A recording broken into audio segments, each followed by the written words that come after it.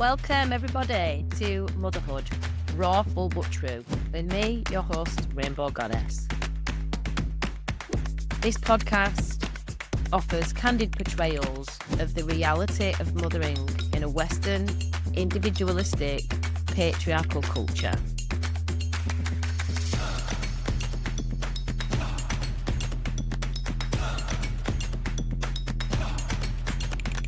So welcome everybody to another episode of Motherhood Rawful But True. It's me, Rainbow, and today I've got a very special guest for you, Jessica Sawyer, whose business is Conscious Calling.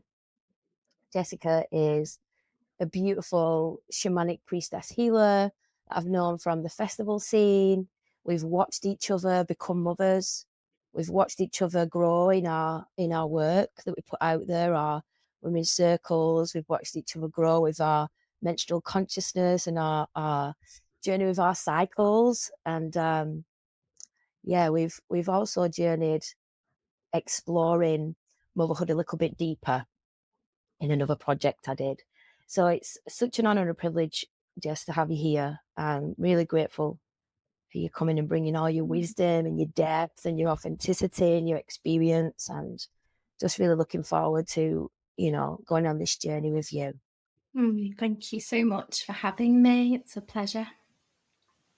Yeah, you're welcome. So for the listeners, why don't you, just contextualize your situation a little bit, and then we'll get into this journey. So today, listeners, we're going to explore Jess's experience of sacred service. So there's this sacred calling that's found her through her spiritual path as a woman, and through her body, through her psychical nature, and then through her own healing and everything. She's then become this healer and is also supporting people in their own journeys. So there's this twofold sacred path, and she's going to meander through some science, some psychology, some of her own journeys, some stories, some intergenerational themes, and weave this beautiful tapestry of wisdom, feminine spirituality around her journey of these two sacred callings. So that's what we're up for.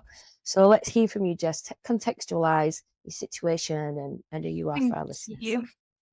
Yeah, so I am at the moment a single mother of 2 children. So I co-parent with the dad, and my children are 6 and 8. And yeah, I've been offering my gifts for around 13 years, very strongly before that, longer, that I've been on my spiritual path, but really, really in this dedicated space of holding space, actually, and weaving community and weaving circles, and especially women and women's work and divine feminine mysteries. That's what really gets me going. I just love women. I love working with women and all that brings, all of the magic. And yeah, my favorite thing in the world is to watch and see people grow. And that's like what Bo's just said of getting to witness each other. Even if we don't see each other in person that regularly, just through the social media and things like that, and you just see and experience women stepping into their power, their potency, their hearts, their wombs, and living that authenticity and shifting through, and also being honest about the pain and the hardships of life, which we obviously all get to go through. So yeah, I think the first real dropping in of this like thirst and really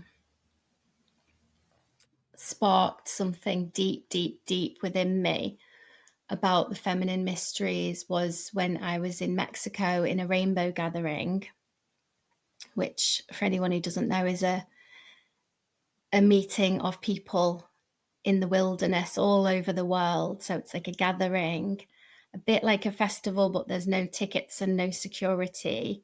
And yeah, it's just meetings of beautiful people. And the World Rainbow Gathering in 2012 was in Mexico. And I was there with 2,000 people who were all, yeah, there for the one heart. And obviously that it was for solstice, so it was the end of the Mayan calendar, or the end of this time that was so spoken about. And it was such a huge time for me. I think everything changed being in that gathering, and chanting Om with 2,000 people holding hands, the energy. And it's already such a big portal place. It was in the heart of the Mayan lands, place called Palenque.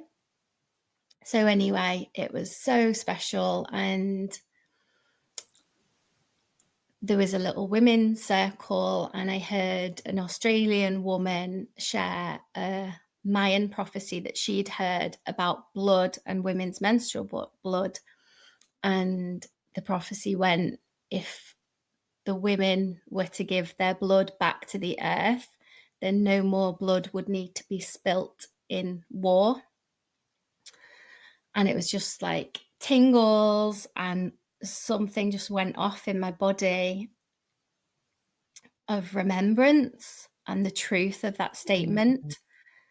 And at first, even when the Moon Cup first came out, I remember hearing about it and almost being horrified, like, what? People do what? Because it was so far from what we're brought up with. And that's, in school you get told about it, thrown some body form, some whatever branded plastic stuff to use, but you don't get told anything, do you? So No, do you take shots of your own blood out of your moon cup fresh? Knock it back. Pop it out, knock it back. I've done that. I have. wow. It is. Anyway, At first so it's moon really cups shocking. came. Yeah, and women are only just learning Yeah. this now, aren't they? Which is, Yeah. for me, it's been maybe a new bits before I'd heard this. So yeah, say 15 years that I've been journeying with the cycle in that way. So it's just not shocking anymore. But you got to remember that when you're new to it, it can be, and that's okay too. Just be where you're at with it. But the blood is obviously the most sacred thing we have, and the menstrual blood itself, we can't, this could be a whole podcast, so I'm not going to go into that and the intricacies and the DNA and how gifting that to the earth literally sends signals, I believe, to the cosmos, to every living thing, sends ripples of infinite blessings to the planet that we can't even really understand. Works with the mitochondrial DNA, works with the mycelium network. It's all beyond what I think we can understand and what science can prove. But I just know it to be the most beautiful thing when we do work with our blood, and when we do offer it back with a prayer to the mother, to the great mother that we all come from.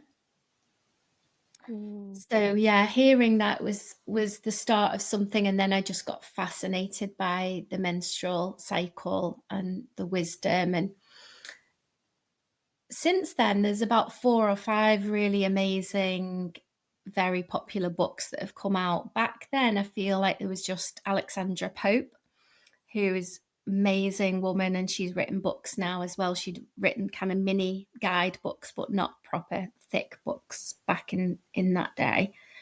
But they have a menstrual map where you write 1 or 2 words every day of how you feel for a full 20, or it might be 30 days on this map. And the guidance is to do that for about 3-6 months. And after, get your own map of your personal cycle, your body. So in those words, you might write something about how you're feeling and in physicality and emotionally, mentally. And then you can actually see if what's called like the seasons of the menstrual cycle work for you, because for some people they won't, but for most people they will. And obviously the seasons are the winter, which is your moon time, your bleed, your spring when you're coming out, coming into ovulation, which is in between spring and summer when you've got lots of energy, really social, and then back to autumn where you start to come in, and that's also where we often find PMT that people have. Yeah, we did a podcast with one of your mentors, Jane McAllister Yeah. Davis. Yeah, that's a few episodes ago, and she went into the corners of the menstrual cycle or the archetypes of the menstrual cycle. So if listeners are really interested to go a lot deeper, then obviously you can get in We touch can with get to Jess, that. or you can have a look at that podcast, get in touch with Jane. Yeah, some brilliant women that can guide you. Yeah, I'd love to ask at this point, like you, at the moment, I'm sure you won't mind me sharing with the listeners, you're in your bleed. So you're in your menstrual phase, your winter. And you were also speaking to how, because it's not come at the time when it usually comes, it's caused challenges. And then obviously you also spoke to how you use this map and to guide your mothering. So I'd really love to hear a little bit more about that, how your map helps your mothering, or how you structure your mothering around your map. So how the two work together. Yeah. Yeah. So because of that map, it just helps everyone really, but helps you just know when you've got more energy and when you've not, in its most simple form.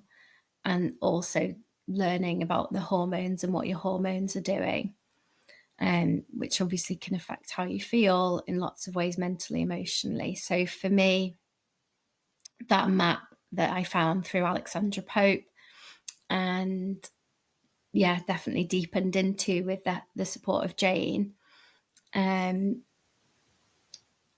was true and really resonated and was the way that my cycle operated almost. So it just allowed me to give myself that permission. So if I'm honest, especially like, early years of the kids when they're babies, toddlers, probably like spring, summer, and sometimes autumn almost merged into one. And it wasn't so specific of, okay, I'm going to do this at this time. Apart from if I was going to plan social things, I would do them more spring, summer. But the moon time itself, I would carve out time.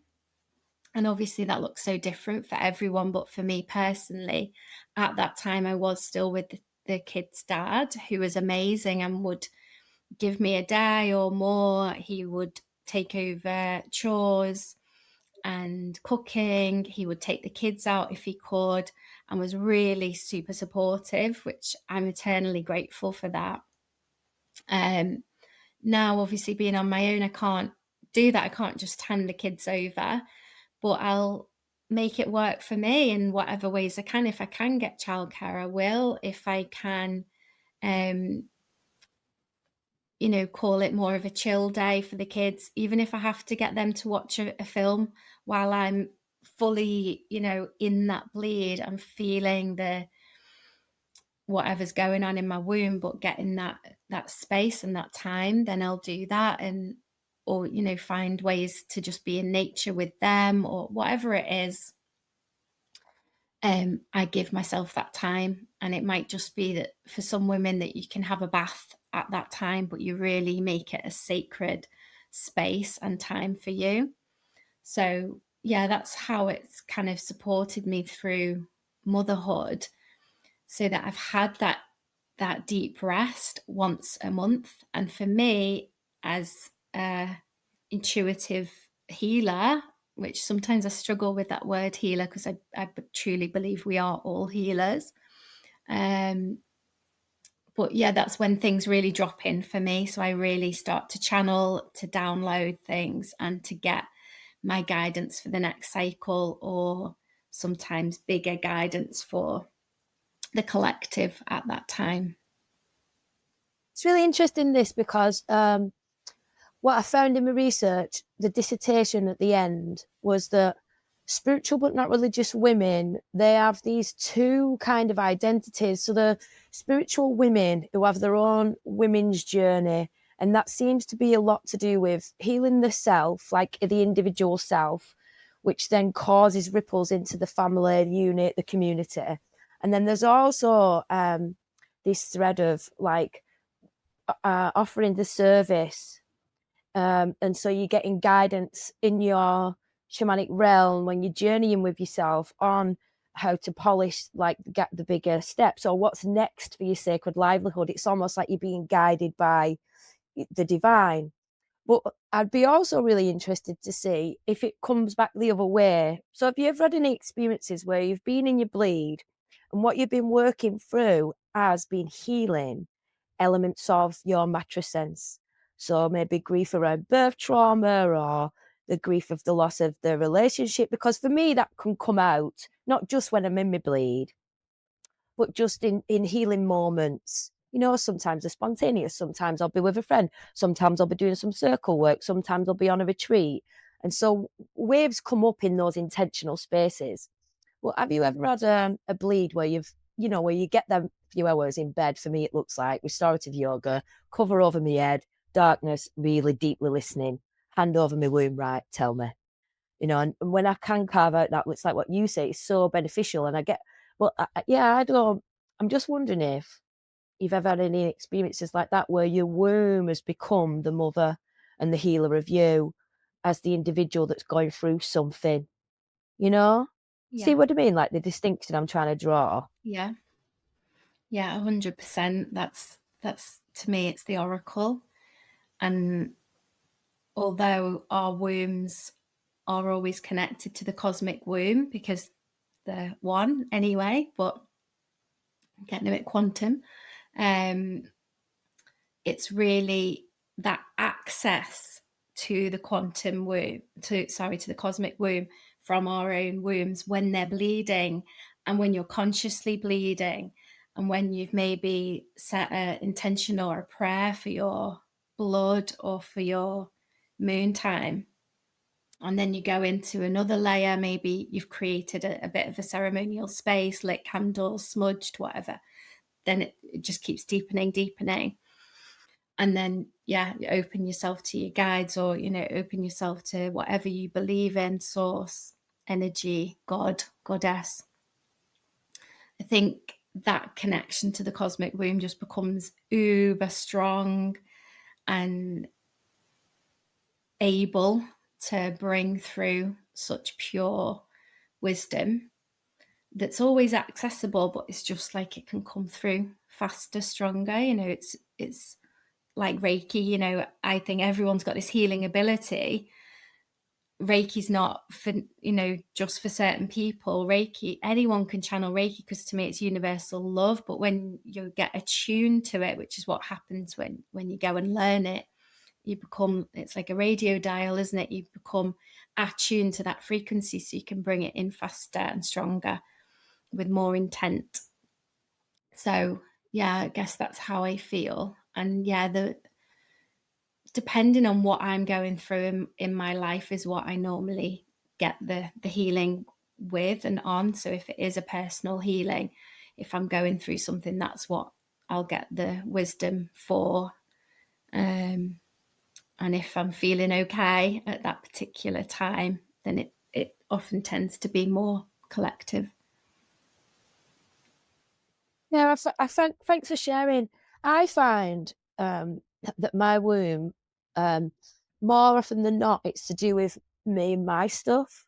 But there was a bleed. It might have been the last one or the one before, and I was journeying maternal rage, and I feel like that was in part for myself, um, but also in part with what I'm reading, and how I'm deeply journeying to this in the collective, and wrapping my head around the theory around it, understanding the mechanisms of it deeper, and then feeling rage for the fact that maternal rage exists because it's a byproduct of cultural neglect. But yet women are having this experience of feeling like they're really bad mums because they're so angry. But they wouldn't be so angry if they weren't so neglected. So it's not their fault. So there was like these layers around it, my own situation and how angry I am. How angry I am that it comes out in anger with my kid. How guilty I feel about that. But then it's not my fault. But what more can I do? And then you get into those patterns of like, if I was more regulated, but how do I get more regulated? It's more work. You need, so they just reach these limits. You Mhm. can't fully do what you need to do and what you need to do because it's not possible. There's not the resources there. There's not the structures there. So that's what maternal rage is. That's what it comes from. That's what it's expressing. And it comes out with our children. And so the bleed I had, it was deep. And often I find when I'm bleeding with angry emotions or old rage or injustice, I often find I get a lot of menstrual cramps and other times I won't. And the majority of the stuff that I journey is around my own internal relationship. So it's about healing self worth. So there'll be lots of like self esteem layers, and I also read my blood. So as I pull my moon cup out, sometimes I'll put it in a jar if I want to save it, or sometimes I'll put it here, in water if I'm going to tip it on the earth. And sometimes I'm just not feeling that, ritualistic and I'm too busy. So I'll pour it in the sink and then I see the pattern it makes, or read it in the jar, or I read it in the water. There was this 1 month I was journeying self-esteem, and it had this white stuff in it, which is quite rare. Sometimes it'll be like a darker purple, sometimes it's vivid red. This time it had this white stuff in it that wasn't mixing with the red. And as I looked into the jar, there was this pattern that were like a figure, a bride, that being proposed to by another figure in red, kneeling down in front of it. And it was like this internal marriage, like, come on, marry yourself now, honor yourself now in this way, like take yourself as your own bride. So sometimes I get shown in the blood itself, some really profound visions that are like, wow. But yeah, the majority of my womb stuff is my internal stuff or collective. And then slowly bits around Matrescence and helping me to integrate Matrescence. But that might also be to do with the fact that it's only just coming into the collective now.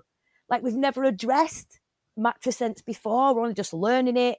We're only just starting to see it ourselves. Like, so it's this cultural awareness that's also building. So maybe, and I invite you to do this, have a look over the next 13 moons if the percentage or the ratio of themes around matrescence increase as the collective learn more about it, because I think they will. I think we'll start journeying more collective healing around this too. And that brings us nicely on to mother wounds and another part of your journey, doesn't it? This sacred calling because of intergenerational stuff. And now that links to you being the chain breaker, you being the portal of intergenerational healing so that it's not passed on, and how you're shifting the paradigm for your daughter. So can you go there and speak a bit to that? Yeah. Yeah. Thank you for your share there as well. I love, yeah, the intricacies of womanhood, motherhood. It's so, yeah, I don't have words. I feel really moved actually right now. Oh, Um, yeah. yeah, so my biggest trauma is that my mum was diagnosed with bipolar, um, and was institutionalized when I was 8, which was obviously hard to lose my mother. And because of her illness, she struggled with emotional connection her whole life. And so, she didn't, I would never say I was abused or suffered greatly as a child, and especially not purposefully, but due to my mum's own trauma, which was she lost her own mother when she was 4 years old. Her mum died, and she was never, didn't do any healing around that, and still hasn't. So she's just got a lot of wounding, of grief, of abandonment that's never been addressed. And through all my years of spiritual healing, um, I actually believe now it was almost like on my birth, it was almost like gifted. Here's the grief, and I've carried it because I've always carried this sort of heavy darkness and worried and wondered what's this about. I've had quite a nice childhood. My parents are still together. They're, have grown up in a nice area, all of this sort of stuff. But understanding now about epigenetics, ancestral healing, and that things do get passed on through the DNA, I can understand why I've had that and why that's led me into the path that I have, so that I can help people with their own mental health, with their own traumas. And yeah, so with that happening with my mom, it's literally only recently that I'm like putting all of the dots together of this divine feminine and the rise of the divine feminine on the planet, which is so needed to balance things out. And it's only when we actually have the balance that we can have this union. It's only, for me anyway, my belief that when we have the union and the harmony between the energies, that we can really be a one-hearted planet, one love, and realize that we are all one and interconnected. So yeah, through my mother, and obviously the mother in your life is the feminine, the divine feminine being institutionalized. That's what I experienced, and that's what I, was part of what I saw happen to the feminine. You speak out, you act crazy, you act different, weird, you get locked up and taken away from your children. It's so heartbreaking, obviously for me as a child, yeah, but on a bigger level, that when we as women are too big or too bold, are not able to speak out. And there's such a big link with the witch wound. And I'm still working on both of these things. I don't think healing ever stops, especially on really being visible and really speaking my own truth. So not only having that somewhere in my distant, past lives, or of, being a witch and being locked up for being a witch and for being out there and outspoken, but literally to have that in this lifetime, excuse me, as an example. So it's a lot to work through. But I'm it is, even coughing now oh yeah, as you're speaking something it. to do with my Coughing. throat. Yeah. Yeah. Just imagining, how much work it's took you. Even now we're seeing the shadows of this in your throat chakra. You're speaking to this wound, the persecution in your history, the persecution in your DNA, in your ancestral lineage, and we're becoming aware now in this time of great prophecy, of great revelation of the errors of the past, and you're speaking to it right now in this moment, and your body is taking another opportunity to clear debris, which I just think is phenomenal evidence for what you're speaking to right now. And yeah, the courage it must take, to feel those edges, be so aware of it, what you're moving through, what you're clearing, and then owning it, stepping into it. All those roles that were persecuted in the past, wise women, powerful women, benevolent women, speaking up to malevolent forces on the planet that are destroying life, that aren't honouring life, basically just being good women.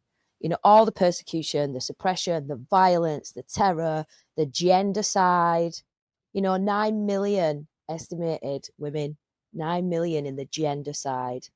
I call it a gender side.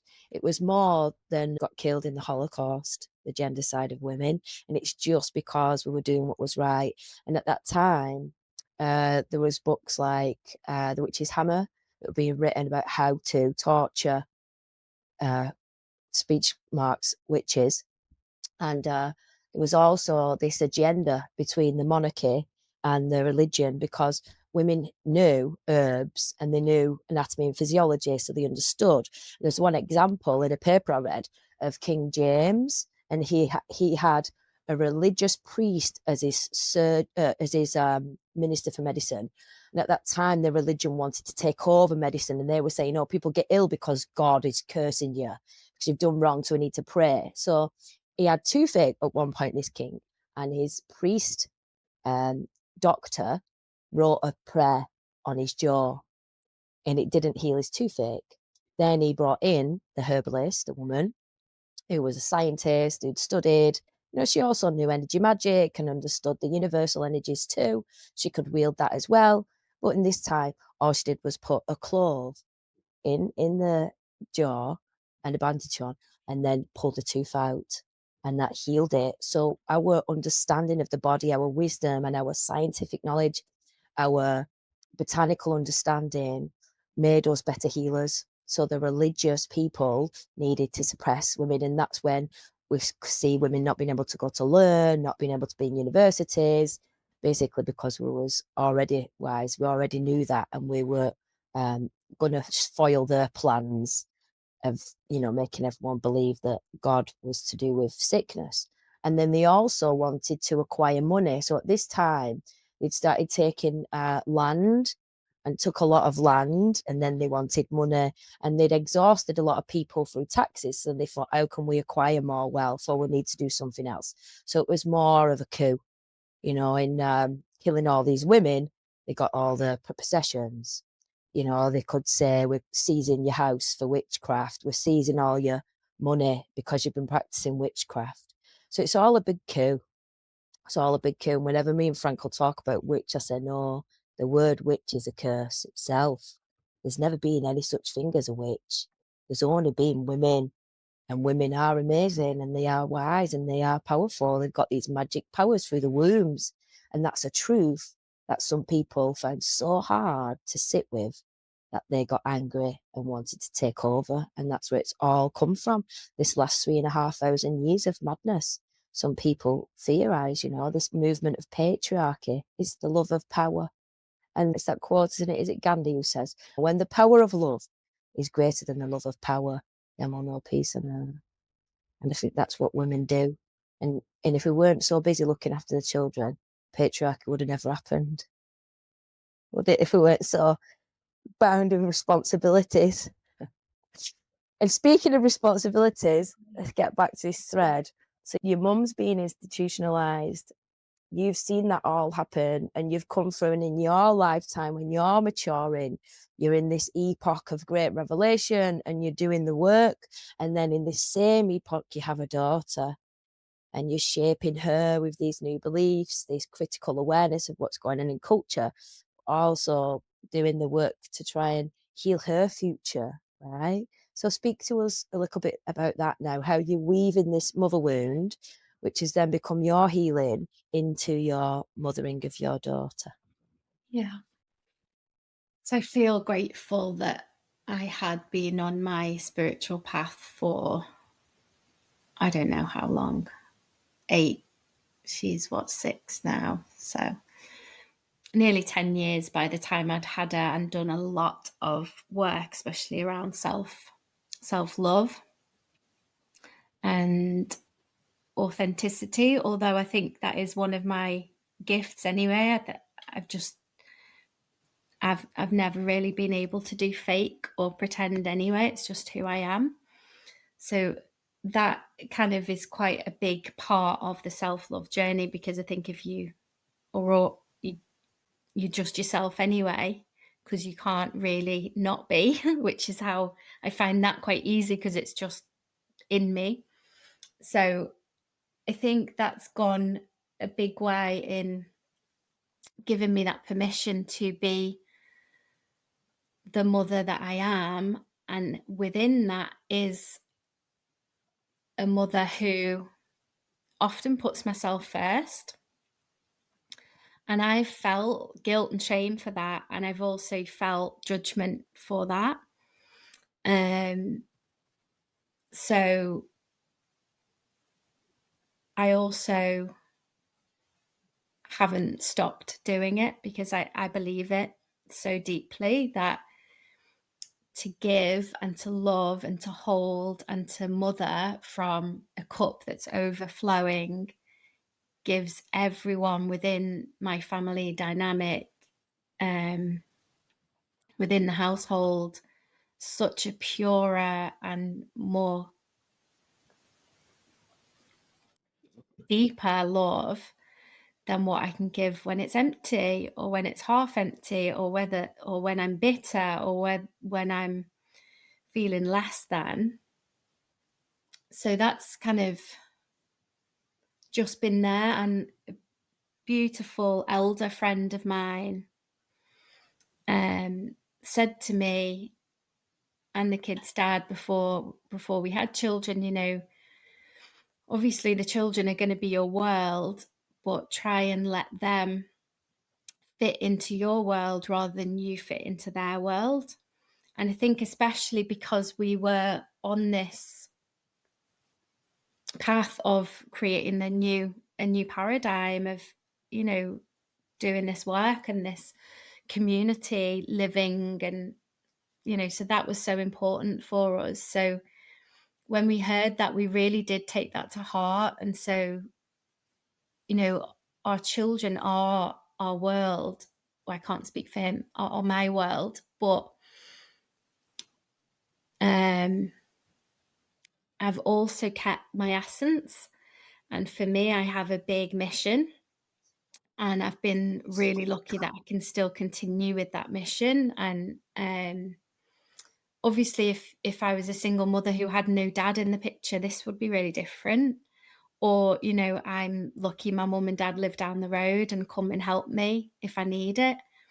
So both of those, acknowledging how grateful I am for that support and acknowledging that other women might not have that, other mothers. But because of that, I've still, like last year, I was able to go to Egypt on my dream pilgrimage for 2 weeks to go to all these places. And I know that was such a big part of receiving codes and keys for me and my healing, which will then be part of what I share with the world as well. So, yeah, this is kind of some of the basis that I've gone into motherhood with. And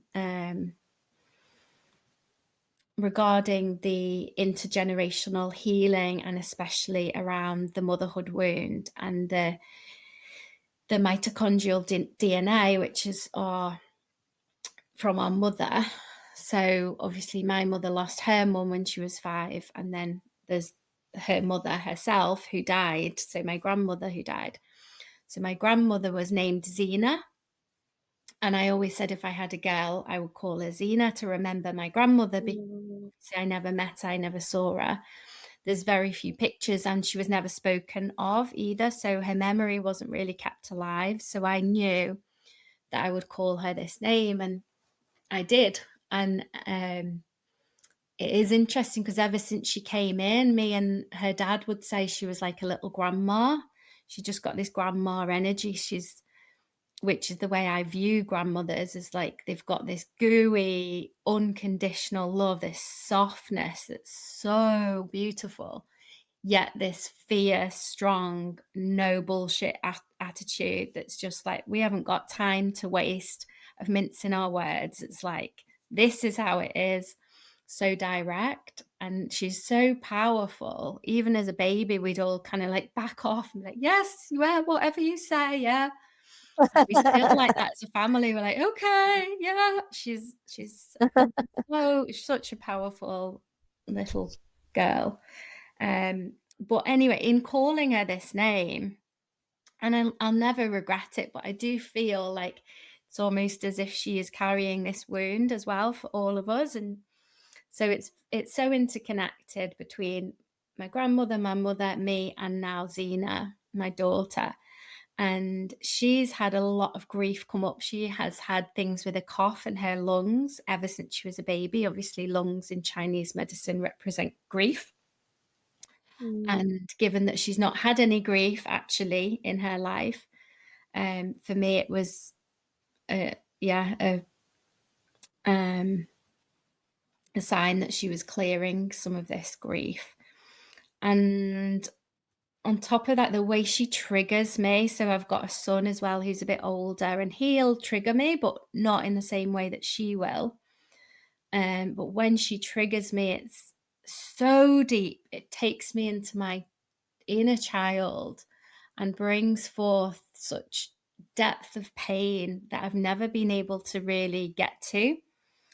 So she heals me. And one thing that I Mm. learned to do with the science of the brain and everything, of when we are offline, so when we're in our fight and flight, the amygdala goes offline, we can't actually access our short-term memory. So for me, for example, I've been learning all these gentle parenting techniques, ways to not get triggered, to not scream and shout, to not to use different methods, and have been implementing them. But then the moment you're triggered into that fight and flight state, you can't access those short-term memory. You can only access your long-term memory, and that goes to your childhood and how you were parented. So for me, my mum and dad were more, shouted at each other, would shout at us. So then I just end up recreating those dramas, or that style of parenting that I swore I'd never do. And yet in that moment, I'm doing it. And I share that because when I found that knowledge out, at least I was able to then forgive myself for that and go, wow, okay, well, I'm still trying. I'm still going to try, and I'm going to make those short-term memories long-term memories, so then I can get to them.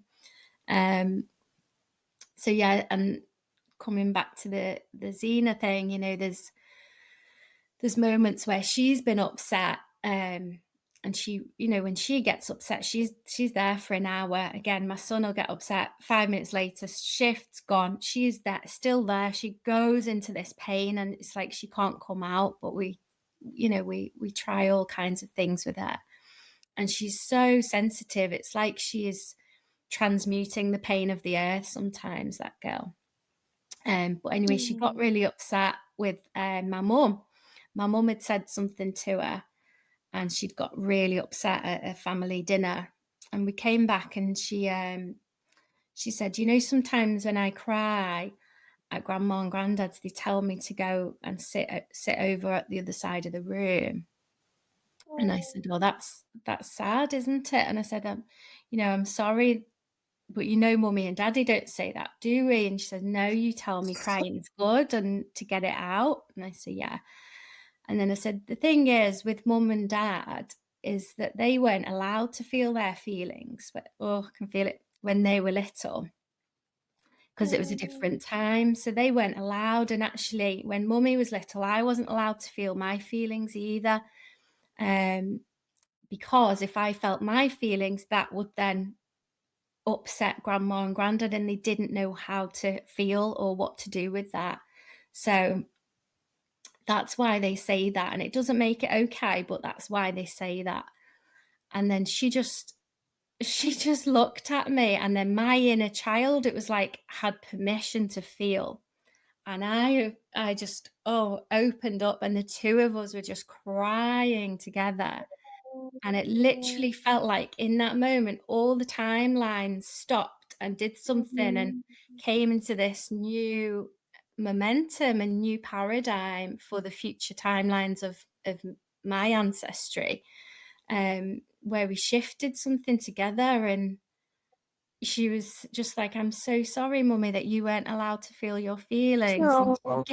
she was healing me, she was mothering me. So it's like this, yeah, it's just magic basically, and I feel so grateful, and that's just one of our little experiences. Thank you so much for sharing that. So detailed and beautiful. Um, I think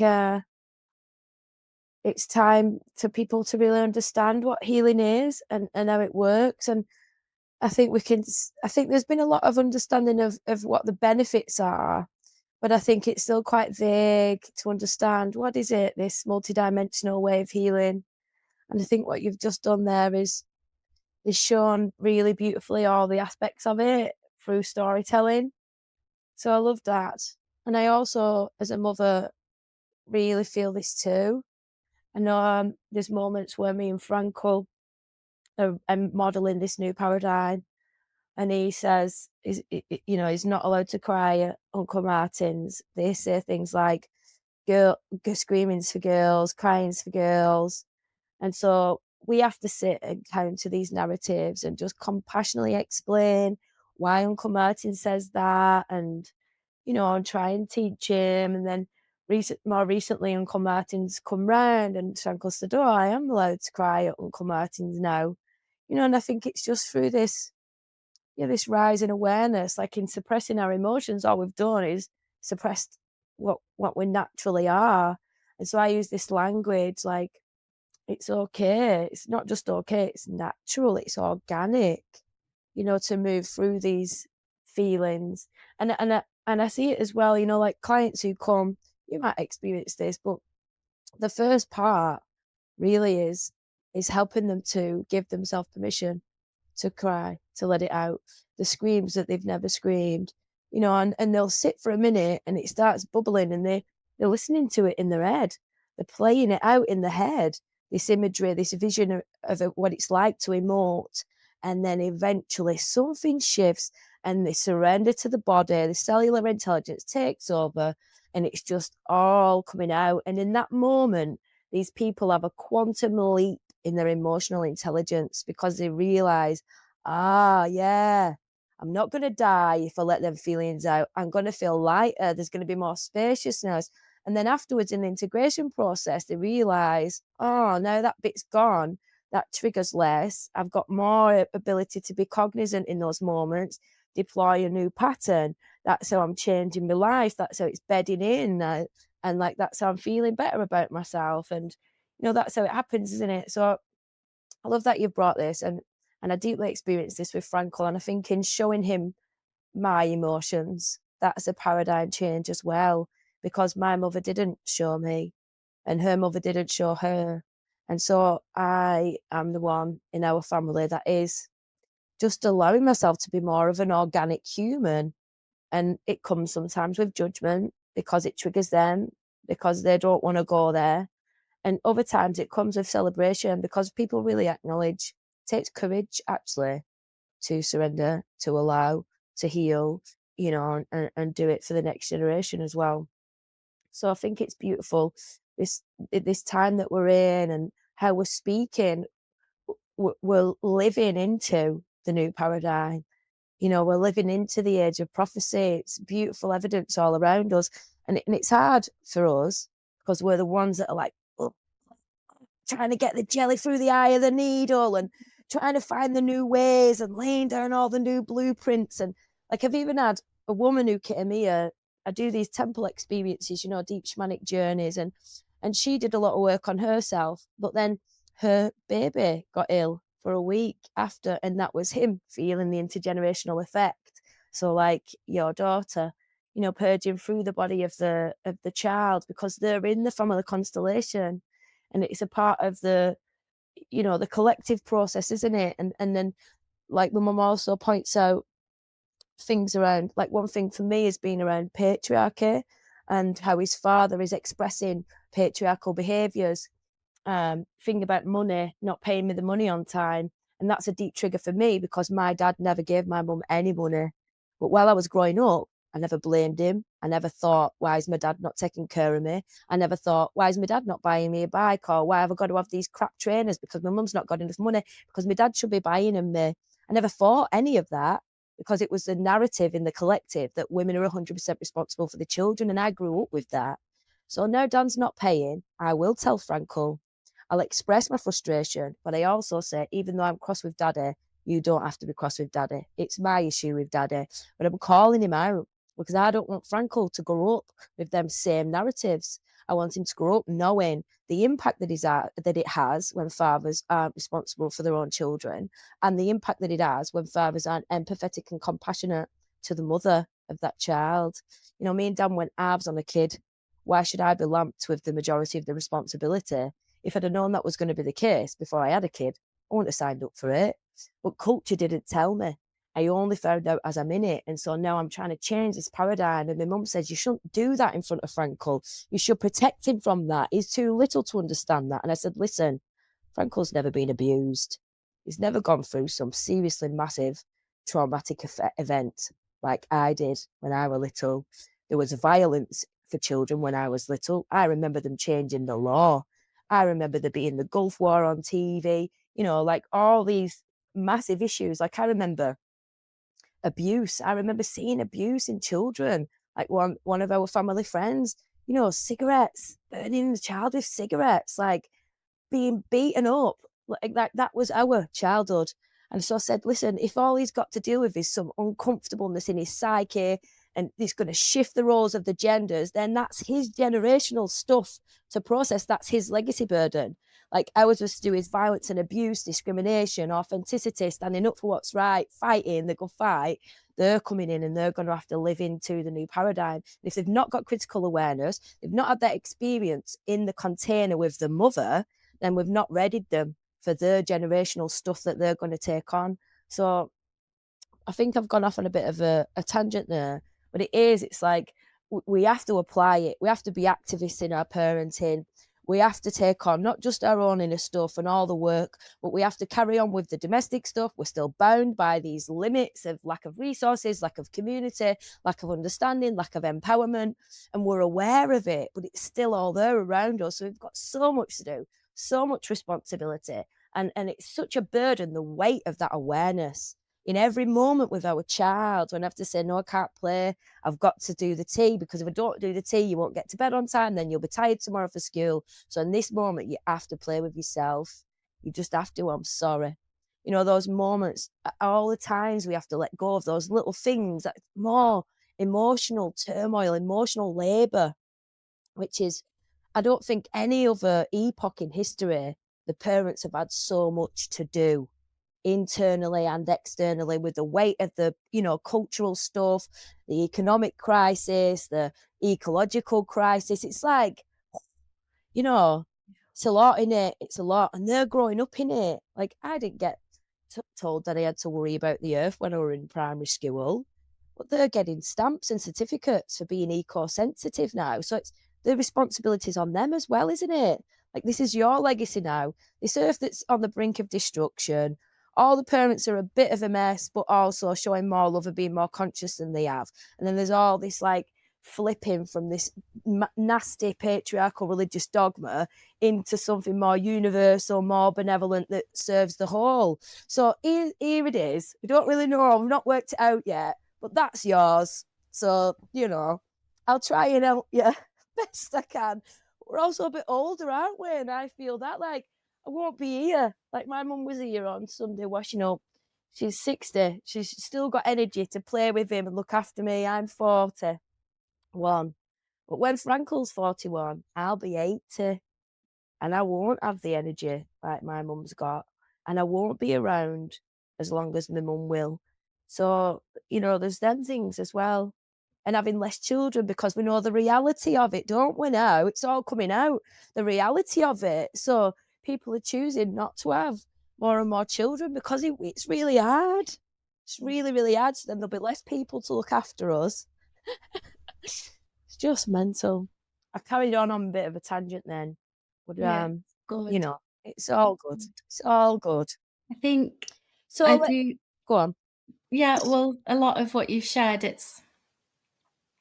I fully resonate, but I do believe there's going to be such big shifts in the planet that we can't see, feel yet. Well, we can feel them actually, might not be fully manifest yet. So I don't agree with the age thing. I think we're going to be living a lot longer, I hope so. and I think we will have the energy. So that's a beautiful thing.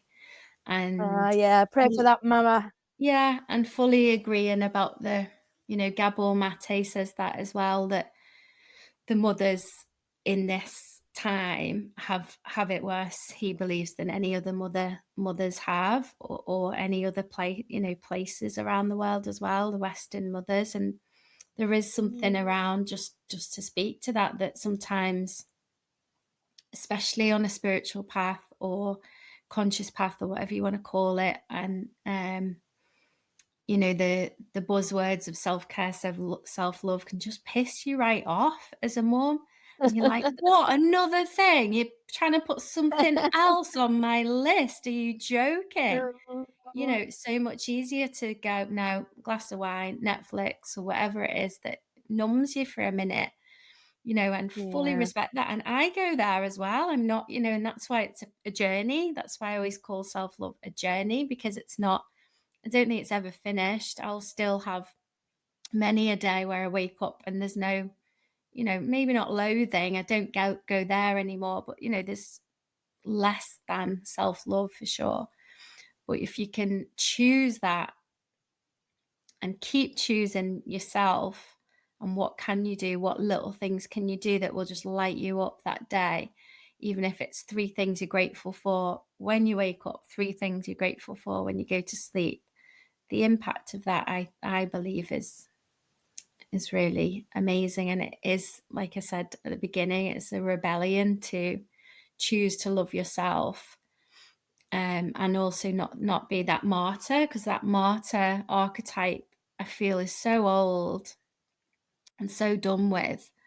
just explain to the listeners what you mean by the martyr archetype, Yeah, just in so case they don't. the mothers who are, oh no, I do everything for my kid. Oh no, I haven't got any time. Oh no, my kid's 5, but I've never had a night away from them. Well, why? Do you want one? Oh, I'd love one, but I just wouldn't be able to. And yet they do have support, but they just won't give them. So it's like they thrive on being able to um, do so much that they're too busy to then take care of themselves.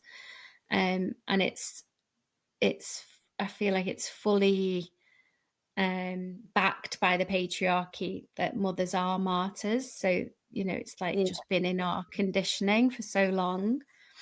And for me, like So being a self-loving mother is like the complete antithesis of that martyr type.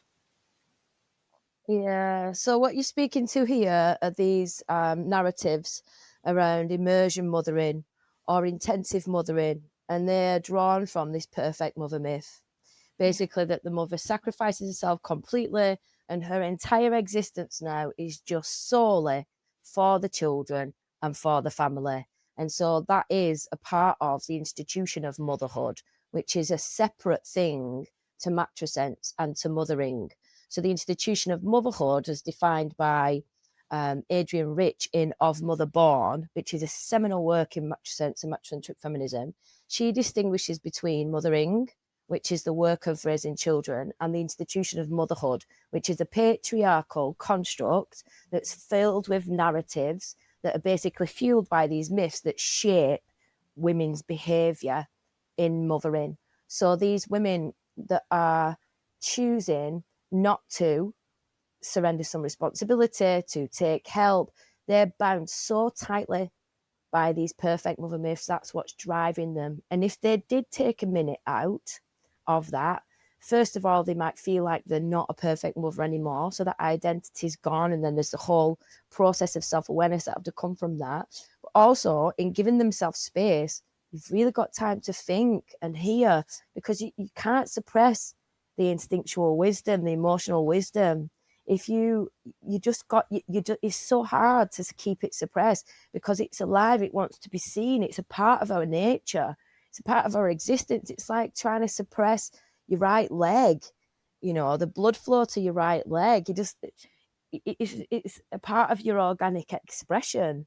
And so I think if they did take a bit of time, what's lurking there behind that. Like, my mum's a person who thrives on being busy, work, work, work, work, work, work, work. I can't understand her. She doesn't take rest. And in support of me, in the past, she's come to like meditation courses that I've done, and she has struggled with the still.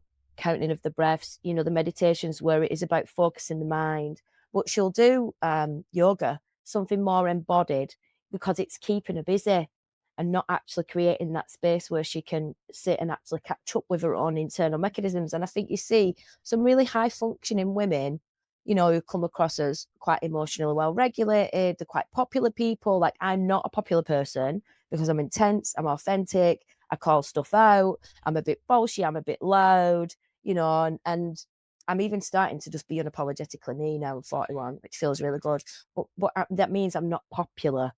You know, I'm not as easy to digest. I'm not everyone's cup of tea. But my mum, she's more like in the middle. She's more neutral, and you know, she just keeps and keeps going. So I don't think she'd ever be able to really look at self care either. You know, like we said before, it takes a lot of courage, really, because you're really having to face yourself. And when you start facing yourself, you face what's gone in the past with your ancestors. You've got to go deep into their stories and feel the empathy and the grief for them, who you've loved so much, and the grief of what's happened in the past. And then you've also got to turn and look at the real issues, what's going on in the planet. And it's a lot. It is a hell of a lot. So for most, it's just easy to get on. You know, some people really feel needed, don't they? Like them rescuers. And often I find it very oppressive that, like, I'll ask for help if I need it, but I recognize that they're doing that so much because they identified with it. And if they stopped, they won't know who they are anymore. They just won't know who they are. So really blessing anyone that's listening, that's having these revelations that you're bound by this social conditioning. And if you are having these little threads of awareness and it's shaking you emotionally, then get in touch. You know, come and be a part of the Empowering Motherhood online community where you can share, or, you know, come and have a share on this podcast, or get in touch and see if we can support you, or, you know, reach out, maybe get a counselor or something like that, something that can be really supportive to help you to start relating with yourself and go really slowly, because it can be a lot as you start unpacking all of this, you know, and you start to really awaken, can't it, Jess? It's just really encouraging you. If it is stirring and making you have deep revelations, then make sure you get held. Yeah, make sure you get held. Do you want to add anything to that, Jess? No, again, just yeah, agreeing and nodding away. It's yeah, I love the way you bring the wisdom, but it is overwhelming. It's massive, and I think people now, when they are awakening, it's happening very fast because it's already in the collective, so it is almost even more overwhelming.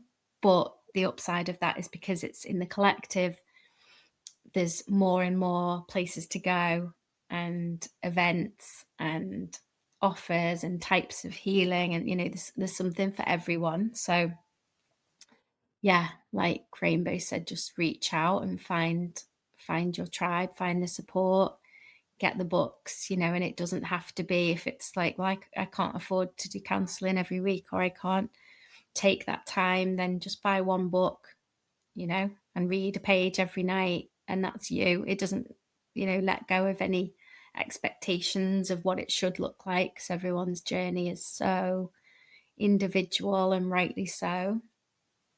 Mm. And also speak to transpersonal resources. That's something that I'm really keen to help.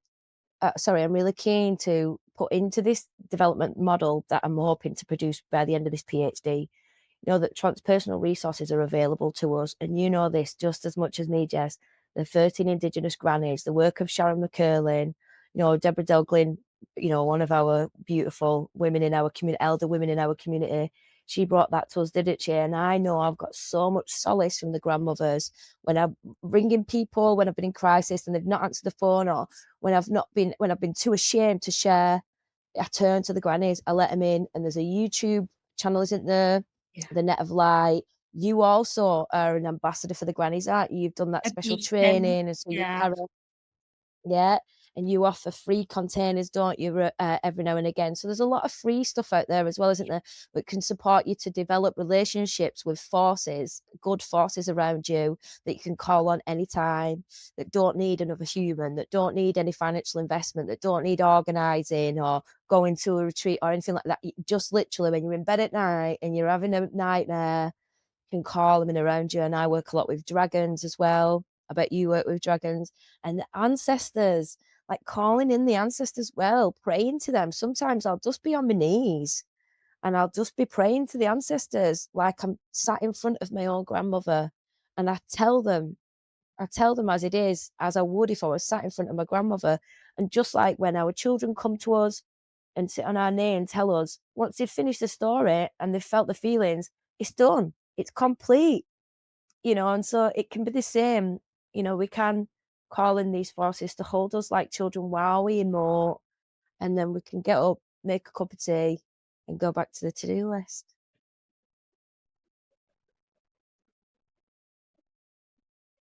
So, anything else, Jess, that's alive for you?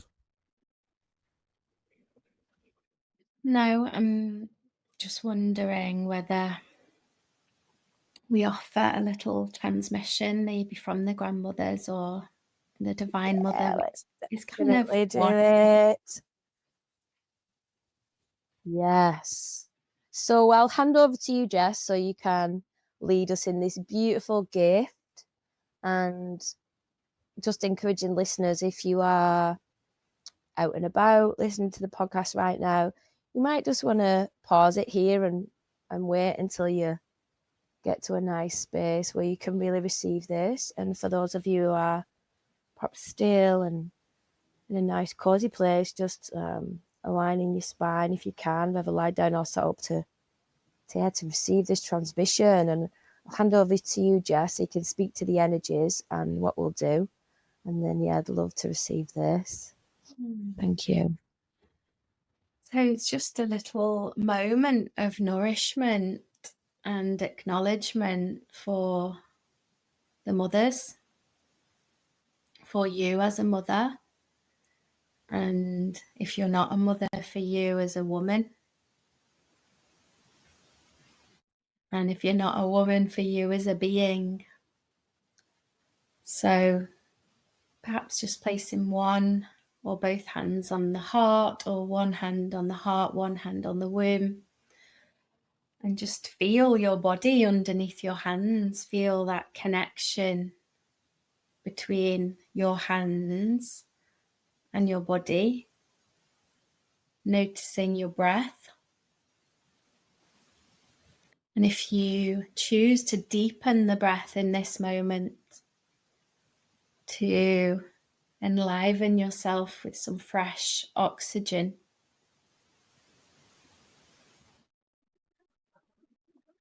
that can be a gift that you are so worthy of receiving, as well as just this moment in time to stop, to just be and breathe.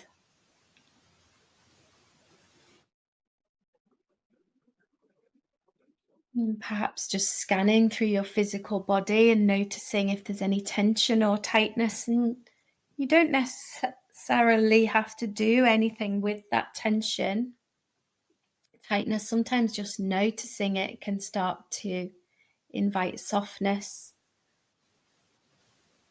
But you could ask those parts if there's anything you could do or give in this moment that might soften them, a stretch or a wriggle or a touch or a deeper breath into those spaces. Just releasing your hands now if you haven't already, and place them somewhere that's comfortable. Perhaps dropping the eyes closed if that feels okay.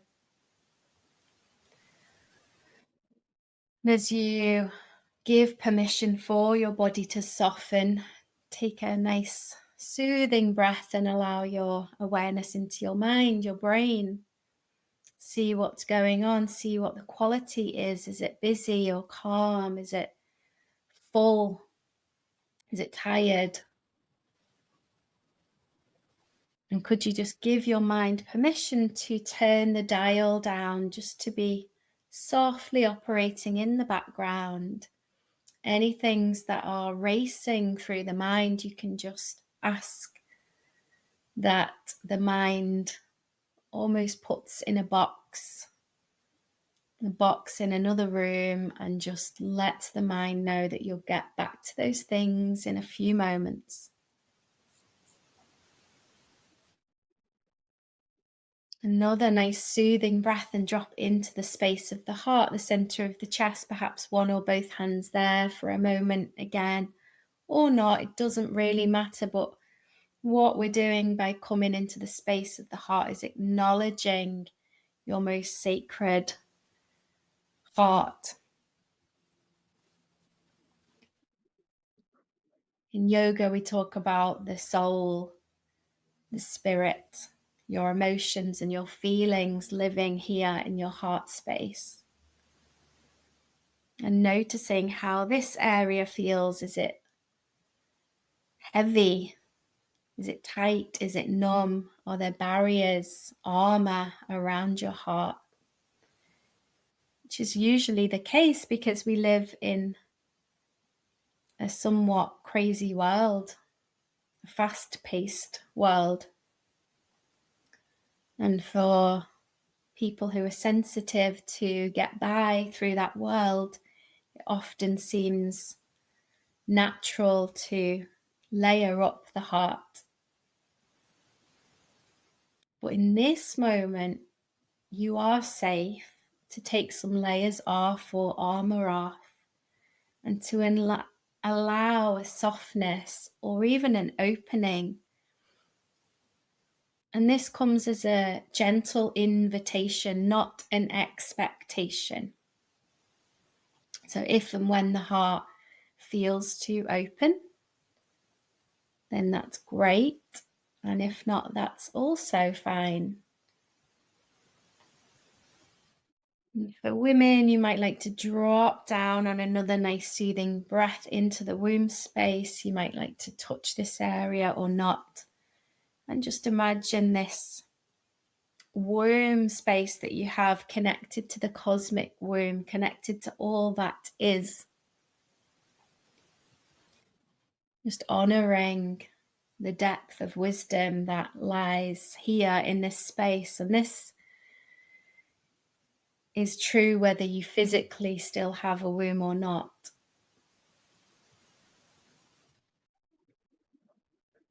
So in this moment, we recognize ourselves as a holistic being. And through that recognition, we can start to connect. So opening ourselves and imagining from the crown, an opening, a softening, and a connection to the divine. Whatever that means to you, it might just be the stars, the planets, the sun, the moon. It might be goddess energies, angelic energies. It might just be light, beautiful, radiant light pouring down over, through, and around you and filling your cup up. As you allow the light to run, shimmer, sparkle through you, it starts to naturally just take any heavy, dense, old energy down to the base. So the base of your bubble that surrounds you, your energy body. And as this happens, you can naturally start to open the base of the bubble and imagine through your root, through your feet, this heavy, dense, old energy returning to the Divine Mother, to the heart of Mother Earth, as we connect downwards through our roots. And the earth loves this when we willingly give over the energy that does no longer serve us. And in gifting this way, there is a sacred reciprocity, and we are able to now receive from the Earth Mother, from the Divine Mother. And what we receive here is unconditional love in its purest and truest form. Maybe it has a color or a sensation as you start to breathe and draw and invite and receive this energy as it moves and swirls and spirals up through the layers of the earth, and eventually up through your bubble and up through your feet and your root. And you breathe this unconditional love all around you, knowing it has its own intelligence and will effortlessly go to any parts of you that are in need of this healing. But see if you can especially direct it into your womb and into the depths of your heart.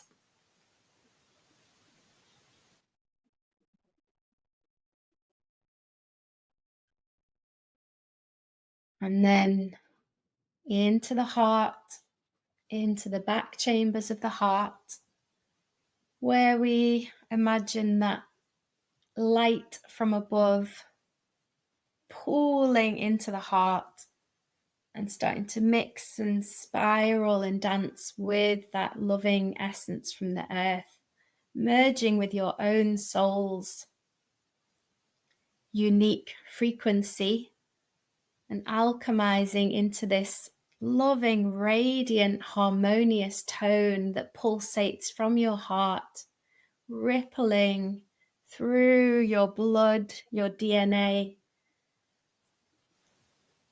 every subatomic particle of your being, right to the edges of your bubble.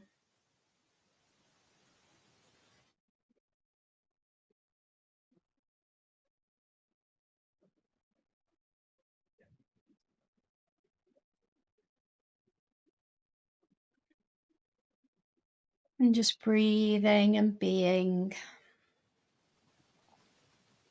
interconnected in the web, the net of light, the grandmothers through all space and time, holding, supporting, loving all that you are, all that you ever have been, and all that you ever will be.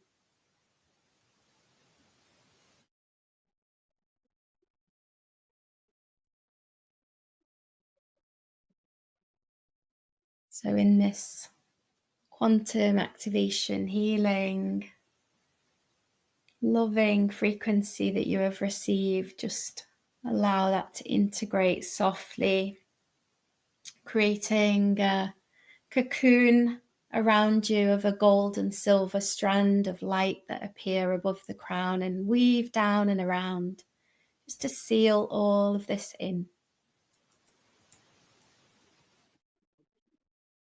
In your own time, take some deep, soothing breaths and just slowly come back in your own time. And so much love and gratitude. Oh, how we love you, Jessica. Oh, how we love you, Jessica. Oh, how we love you. Everyone who's listening. Oh, how Right. we love you. From the Oh, how we love you. Oh, how we love you. Mwah, mwah, mwah.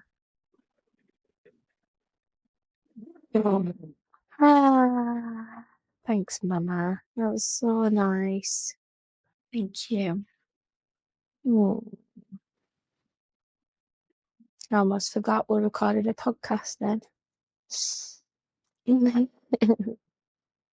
Beautiful work.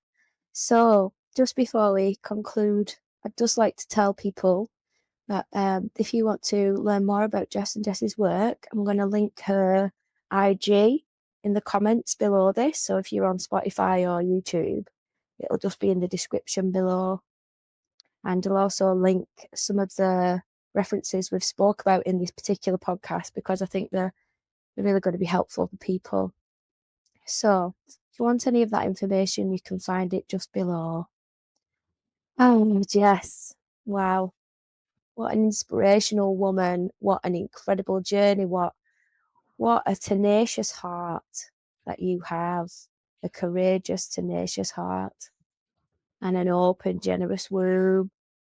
Really blessing your life and your work. Praying for resources, abundance, joy, deeper healing, more grace, more ease and fluidity with life and the pressures we feel. And yeah, really seconding that prayer and adding to that prayer what you said before about this being the time of great change and having faith that there's a divine plan and that it's all going to work out for our kids and our grandkids, and that we're doing enough and it's all going to be okay. So yeah, just seconding that prayer as well, and honouring all of the listeners, those of you who are, going for it, being courageous like Jess and I, to live your truth, to face the challenges of our time, the uncertainty of our time, and to bring activism into your mothering on behalf of the sacred, on behalf of our humanity, on behalf of our mother planet. So yeah, over to you, Jess. Anything you want to say before we end this beautiful episode? No, just thank you. Thank you for you showing up and all that you share and all that you are. Such a gift to us all. And yeah, just sending love to everyone. Thank you so much, Jess. Really see you. Love you, sister.